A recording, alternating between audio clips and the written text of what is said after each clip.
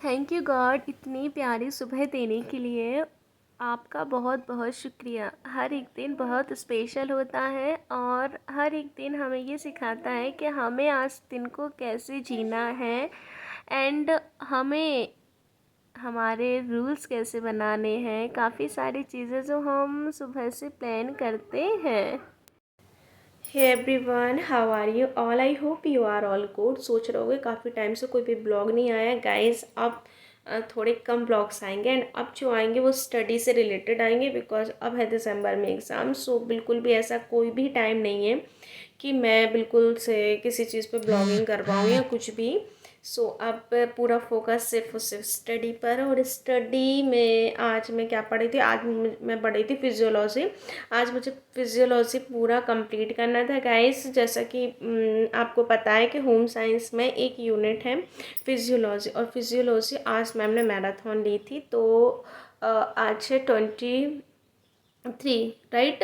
सो बस मैं आज उसको कंप्लीट करने वाली हूँ एंड आज का मेरा टारगेट है फिजियोलॉजी को कंप्लीट करना और फिजियोलॉजी जितने भी सारे टॉपिक्स हैं उन सारे टॉपिक को कंप्लीट करना। सो बताओ आप क्या कर रहे हो एंड आपकी स्टडी कैसी चल रही है? कमेंट सेक्शन में ज़रूर लिख के बताना गाइस। आप इधर उधर मत भटको, अब आपकी अपनी स्टडी पे बिल्कुल कंटिन्यू हो जाओ। सो बस आज मैं सुबह से ही लग गई अपना टारगेट कंप्लीट करने के लिए। और आज का टारगेट ये था मेरा कि आज मुझे करने हैं फिज़ियोलॉजी आज मुझे पूरी कंप्लीट करनी है। और फिज़ियोलॉजी में क्या क्या क्वेश्चन मैंने करवाए हैं, मैम ने सारे टॉपिक्स से जो क्वेश्चन करवाए हैं ना, आज उनका मैराथन था। तो बस जितने भी हमारे सारे नोट्स थे तो एक बार फिर से रिवीज़न हो जाएगा। और गाइस देखो क्या है कि अब नहीं करा तो कब करेंगे, और टाइम बहुत कम है। आज 23 है, तो आप ये सोचो कि 23 से पहले तो ये वाला एग्ज़ाम हो ही जाएगा होम साइंस का। और जिनका इंग्लिश है और भी सब्जेक्ट है तो हमें नहीं लगता कि काफ़ी सारा टाइम हमारे पास बचा हुआ है। अभी देखो पता नहीं चला और ये एग्ज़ाम आ गया। तो ये है कि जितने जल्दी हो सके एग्ज़ाम को हमें कंप्लीट करना है। ये हमारे एग्ज़ाम अच्छे से हो जाए, फिर इसके बाद हमें नेक्स्ट की प्रिपरेशन करनी है। जिनका भी फिर अभी KVS EMRS है ना, तो अब उसकी भी प्रिपरेशन करनी है। हाँ, सिलेबस 70% 80% थोड़ा सेम है, बट चीज़ें फिर भी थोड़ी थोड़ी डिफरेंट हैं।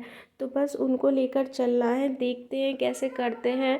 और रियली गाइस, हाउस वाइफ्स हो या फिर वर्किंग वुमेन हो, टाइम बिल्कुल नहीं मिल पाता है। मतलब हमें टाइम ऐसे बचाना पड़ता है। पता है गाइस, हम कितनी सारी चीज़ों को प्लान कर लेते हैं कि हम ये करेंगे वो करेंगे, और शायद होता कुछ और है। बट कभी ना कहीं आप रियलाइज़ करोगे कि शायद जो चीज़ें होती हैं ना वो बहुत अच्छे के लिए होती हैं। यदि आप गॉड पे सच में ट्रस्ट करते हो तो आप हमेशा एक चीज़ याद रखना कि हमारे साथ कभी कुछ गलत हो ही नहीं सकता। जो भी चीज़ें होती हैं वो हमारे अच्छे के लिए होती है। और रही बात, यदि हमें कोई चीज़ बाद में पता चलती है और हम सोचते हैं कि यार ये तो हमें अब पता चली, तो ये सोचो कि शायद वो सही समय था। या फिर हम कभी कभी सोचते हैं ना कि कुछ भी कि हम कहाँ से शुरू करें, लाइक सिलेबस कहाँ से शुरू करें, हम कैसे उस क्वेश्चन लगाएं, कैसे हम अपनी ये देखें कि हमने कितना कंप्लीट कर लिया सारा सिलेबस। तो काफ़ी सारी चीज़ें ऐसी हैं।